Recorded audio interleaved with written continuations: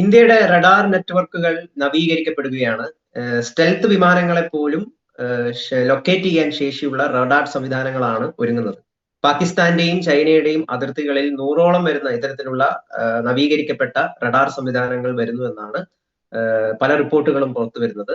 ഇത് ഓപ്പറേഷൻ സിന്ധൂറിന് ശേഷമുള്ള സുരക്ഷാ വർധനവിന്റെ ഭാഗമായിട്ടാണോ ഇത്തരത്തിലുള്ള ഒരു പ്രതിരോധ സംവിധാനം ഇന്ത്യ ഏർപ്പെടുത്തുന്നത്? എങ്ങനെയാണ് ഈ വാർത്തയെ അങ്ങ് വിലയിരുത്തുന്നത്? വാർത്ത ശരിയാണ്. ഇന്ത്യയുടെ വടക്ക് കിഴക്കൻ അതിർത്തികളിലും അതുപോലെ വടക്ക് പടിഞ്ഞാറൻ അതിർത്തിയിലും അത്യന്താധുനികമായ ഒരു റഡാർ ശൃംഖല വിന്യസിക്കാൻ കേന്ദ്ര സർക്കാർ തീരുമാനിച്ചു കഴിഞ്ഞു. അത് തദ്ദേശീയമായിട്ട് തന്നെ ഉൽപ്പാദിപ്പിക്കുന്ന മേക്ക് ഇൻ ഇന്ത്യ പദ്ധതി പ്രകാരമുള്ള റഡാറുകളായിരിക്കും വിന്യസിക്കാൻ പോകുന്നത്. മൊത്തത്തിൽ ഏതാണ്ട് 93, കൃത്യമായിട്ട് അത് കൃത്യമാണ്, 93 റഡാറുകളായിരിക്കും നമ്മൾ വിന്യസിക്കാൻ പോകുന്നത്.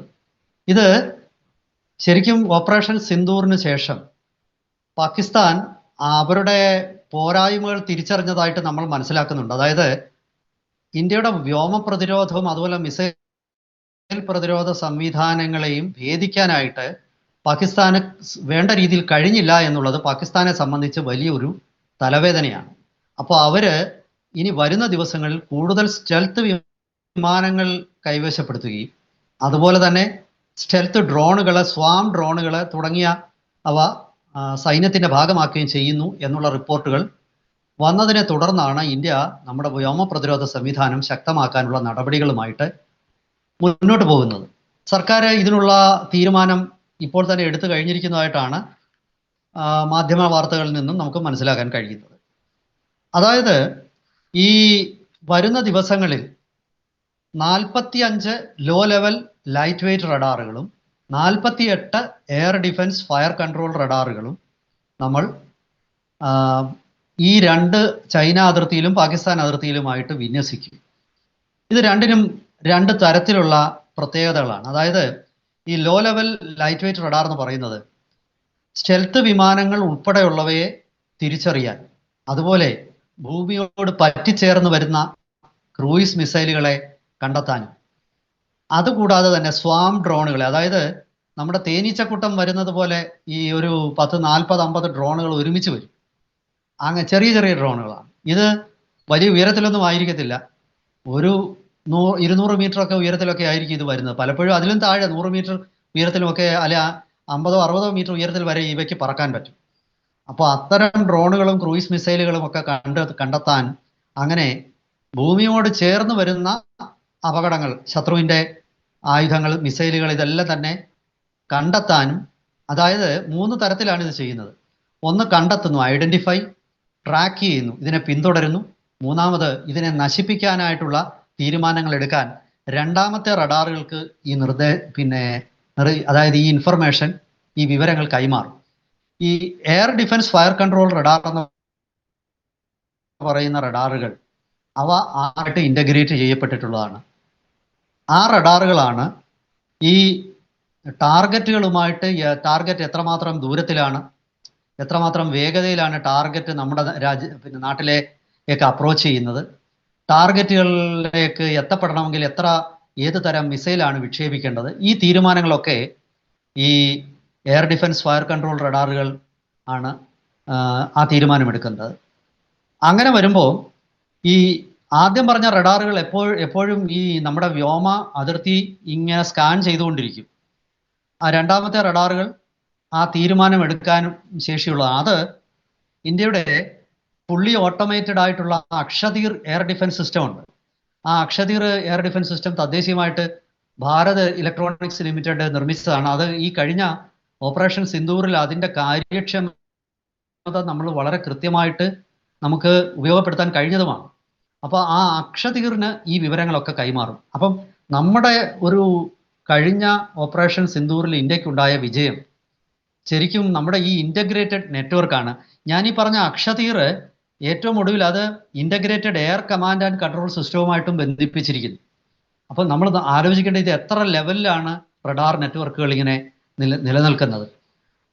ഈ നമ്മുടെ നാട്ടിൽ ഉള്ള മിലിറ്ററി റഡാറുകൾ മാത്രമല്ല, സിവിലിയൻ റഡാറുകളുമായിട്ടും ഈ പറയുന്ന എയർ കമാൻഡ് ആൻഡ് കൺട്രോൾ സിസ്റ്റത്തിന് ബന്ധമുണ്ട്. ഈ സിവിലിയൻ റഡാറുകൾ ഉൾപ്പെടെ അതും പിന്നെ സെൻസറുകളുണ്ട്.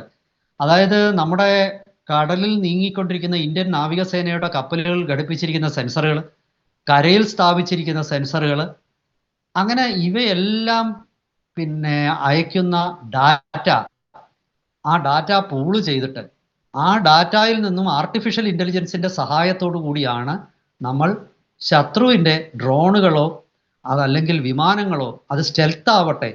അപ്പോൾ ഞാനീ പറഞ്ഞ ഈ low level light weight radar എന്ന് പറയുന്നത് ഈ റഡാർ ക്രോസ് സെക്ഷൻ വളരെ കുറവായിട്ടുള്ള വ്യോമ, അത് മിസൈലാകാം, അത് വിമാനമാകാം, അല്ലെങ്കിൽ ഡ്രോണാകാം, ഇവയൊക്കെ കണ്ടുപിടിക്കാനുള്ള ശേഷിയുള്ളതാണ്.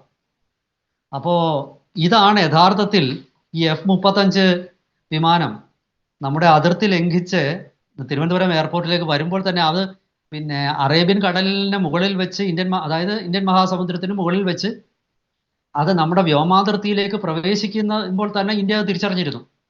അവർ പിന്നെ പറയുന്നുണ്ട് ഞങ്ങൾ റിഫ്ലക്ടറൊക്കെ ഓണാക്കിയിട്ടതാണ് ഇന്ത്യ തിരിച്ചറിയട്ടെ എന്ന് കരുതി. അങ്ങനെയൊന്നും അല്ല, അവർ ഇന്ത്യയെ ഞെട്ടിക്കാൻ തന്നെ ചെയ്താണ്. പക്ഷേ നമ്മുടെ ഈ മൾട്ടി ലെവൽ റഡാർ നെറ്റ്വർക്കുകളാണ് നമ്മളെ ഇതിന് സഹായിച്ചത്. നമ്മൾ ചിന്തിക്കേണ്ട ഒരു വിഷയം, ഈ S-400 ഇത് പിന്നെ മിസൈൽ ഡിഫൻസ് സിസ്റ്റവും ഇതുമായിട്ട് കണക്ട് ചെയ്യപ്പെട്ടിരിക്കുന്നു, ബന്ധിപ്പിക്കപ്പെട്ടിരിക്കുന്നു.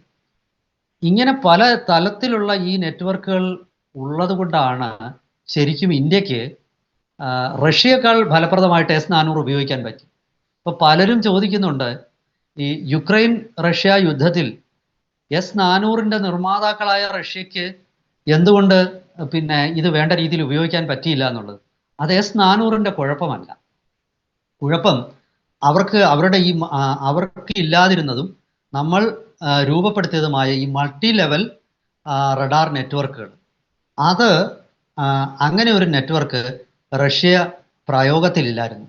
ഈ റഷ്യക്ക് ഇത് ഞാൻ മനസ്സിലാക്കുന്നത്, ഇന്ത്യ ഇത്തരം യുദ്ധ പ്ലാനിങ്ങിലേക്ക് ഇന്ത്യ എത്തപ്പെട്ടത് അത് ഇസ്രായേലിൻ്റെ പിന്തുണയോട് കൂടിയിട്ടാണ്. ഇസ്രായേലാണ് ഈ വ്യോമ പ്രതിരോധ സംവിധാനത്തിൽ ലോകത്തിലെ ഏറ്റവും മികച്ച വ്യോമ പ്രതിരോധ സംവിധാനമുള്ളത്. കാരണം അതൊരു ചെറിയ രാജ്യമാണ്. അവർക്ക് ചുറ്റുമുള്ള എല്ലാം അവരുടെ ശത്രുക്കളാണ്, ചുറ്റുമുള്ളവരെല്ലാം ശത്രുക്കളാണ്. എവിടെ നിന്ന് വേണമെങ്കിലും, അങ്ങ് ആഫ്രിക്കയിലുള്ള യമനിൽ നിന്നോ അതല്ലെങ്കിൽ മിഡിൽ ഈസ്റ്റിലുള്ള മറ്റു രാജ്യങ്ങളിൽ നിന്ന്, എവിടുന്ന് വെസ്റ്റ് ഏഷ്യയിൽ നിന്ന് എവിടുന്ന് വേണമെങ്കിലും വരാം. അപ്പോൾ ഈ മൾട്ടി ലെവൽ റഡാർ നെറ്റ്വർക്കുകൾ, multi level air defence, missile defence systems, ഇതൊക്കെ നമ്മുടെ കൈവശമുള്ള ആയുധങ്ങളുടെ ഓപ്റ്റിമം യൂട്ടിലൈസേഷൻ, അതുപോലെ ഈ പറയുന്ന വളരെ സ്പെസിഫിക് ആയിട്ട്, അതായത് സർക്കുലർ എറർ പ്രോബബിലിറ്റി എന്ന് പറയുന്ന 1 മീറ്ററിൽ താഴെ, അതായത് ലക്ഷ്യസ്ഥാനം പണ്ട് റഷ്യയുടെ ഒരു പരാജയം പലപ്പോഴും അവർക്ക് ഒരുപാട് അവർ പ്രിസിഷൻ ബോംബിങ്ങിനോ പ്രിസിഷൻ അറ്റാക്കിലോ അല്ലായിരുന്നു റഷ്യ ശ്രദ്ധിച്ചിരുന്നത്. അത് അവരുടെ ഒരു യുദ്ധതന്ത്രമാണ്. കാരണം റഷ്യ ഒരു വലിയ രാജ്യം, ഇസ്രായേൽ പോലല്ല, ലോകത്തിലെ ഏറ്റവും വലിയ രാജ്യമാണ്. സോവിയറ്റ് യൂണിയൻ ആയിരുന്നു ലോകത്തിലെ ഏറ്റവും വലിയ രാജ്യം. അവിടുന്ന് നിരവധി രാജ്യങ്ങൾ വിഘടിച്ചു പോയതിനു ശേഷവും റഷ്യ തന്നെയാണ് ലോകത്തിലെ ഏറ്റവും വലിയ രാജ്യം. അപ്പോൾ അങ്ങനെയുള്ള റഷ്യക്ക്, റഷ്യയുടെ ശ്രദ്ധ ഈ പ്രിസിഷൻ അറ്റാക്കിലല്ല. റഷ്യ എപ്പോഴും ഒരു വൻ ആക്രമണം അഴിച്ചുവിടുന്നതിനാണ് ശ്രമിക്കുന്നത്. അത് വളരെ കൃത്യമായിട്ട് പോകണമെന്നില്ല. കാരണം അവർ 100 കണക്കിന് വിമാനങ്ങൾ ഉപയോഗിക്കും, 100 കണക്കിന് ടാങ്കുകൾ ഉപയോഗിക്കും. അപ്പോൾ ഏതെങ്കിലുമൊക്കെ എവിടെങ്കിലുമൊക്കെ പോയിക്കൊള്ളൂ. അത് വേറൊരു യുദ്ധതന്ത്രമാണ്. ഇവിടെ പ്രിസിഷൻ അറ്റാക്കും അതുപോലെ തന്നെ മൾട്ടി ലെയർ എയർ ഡിഫൻസ്, അതുപോലെ തന്നെ മിസൈൽ ഡിഫൻസ് സിസ്റ്റംസ്, ഇതൊക്കെ തന്നെ ഇസ്രായേലിൻ്റെ ഒരു ബുദ്ധിയാണ്. അതും റഷ്യയുടെ ആയുധങ്ങളുമായിട്ട് സംയോജിപ്പിച്ചത് ഇന്ത്യയുടെ ബുദ്ധി, ഇന്ത്യയുടെ കൗശലവും. എന്തായാലും ശരി, അത് വരും ദിവസങ്ങളിൽ ഈ പറയുന്ന 2 രീതിയിലുള്ള പിന്നെ ആക്രമണ തന്ത്രങ്ങളും സംയോജിപ്പിച്ച് നമ്മുടെ മിസൈൽ ഡിഫൻസ് സിസ്റ്റം വലിയ രീതിയിൽ മുന്നോട്ട് പോകുമെന്നാണ് നമുക്ക് മനസ്സിലാക്കാൻ പറ്റുന്നത്. ഓപ്പറേഷൻ സിന്ദൂറിന് ശേഷം പാകിസ്ഥാൻ അവർക്ക് ചൈനയിൽ നിന്ന് സ്റ്റെൽത്ത് വിമാനങ്ങൾ വാങ്ങുന്നു, സ്വാം ഡ്രോണുകൾ, അതായത് തേനീച്ചകൾ പോലെ 40-50 ഡ്രോണുകൾ ഒരുമിച്ച് വരുന്ന സംവിധാനങ്ങൾ വരുന്നു. ഇതൊക്കെ തന്നെ തടുക്കാൻ ഇന്ത്യക്ക് വളരെ കൃത്യമായ സംവിധാനങ്ങളുണ്ട്. നമ്മളെ പിന്നെ ഞെട്ടിക്കാനൊന്നുമുള്ള ശേഷി പാകിസ്ഥാൻ ഇല്ല എന്നാണ് ഈ ഒരു തീരുമാനത്തിലൂടെ ഭാരത സർക്കാർ വ്യക്തമാക്കിയിരിക്കുന്നത്. എനിക്ക് തോന്നുന്നു നമ്മുടെ സമയം തീരാറായി. വരും ദിവസങ്ങളിൽ ഇതുമായിട്ട് ബന്ധപ്പെട്ടിട്ടുള്ള കൂടുതൽ വിവരങ്ങൾ വരുമ്പോൾ, അതായത് ഈ റഡാറുകൾ ഇൻസ്റ്റലേഷൻ്റെ ഒരു ലെവലിലേക്ക് എത്തുമ്പോൾ അതെനിക്ക് തോന്നുന്നു 1-2 കൊല്ലത്തിനുള്ളിൽ അത് കംപ്ലീറ്റ് ആവും. കാരണം നമ്മൾ തന്നെ നിർമ്മിക്കുന്നതാണ്. മിലിറ്ററി റഡാർ സാങ്കേതിക വിദ്യയിൽ ഇന്ത്യ വലിയ മുന്നേറ്റം നടത്തിയിട്ടുണ്ട്. നമുക്കറിയാം, ഈ active electronically scanned array radar, AESA radar എന്ന് പറയുന്ന വിമാനങ്ങളിലൊക്കെ ഉപയോഗിക്കുന്ന റഡാറുകൾ, ഉത്തം എന്ന് പറയുന്ന റഡാർ നമ്മൾ തന്നെ വികസിപ്പിച്ചിട്ടുണ്ട്. അതുപോലെ ആയുധങ്ങൾ ലൊക്കേറ്റ് ചെയ്യാനുള്ള റഡാറും നമ്മൾ വളരെ കൃത്യമായിട്ട് വികസിപ്പിച്ചിട്ടുണ്ട്. റഡാർ ടെക്നോളജി അങ്ങനെ വളരെ ഒരു സാങ്കേതിക വിദ്യയിൽ ഇന്ത്യ വളരെ മുന്നോട്ട് വന്നിട്ടുണ്ട്.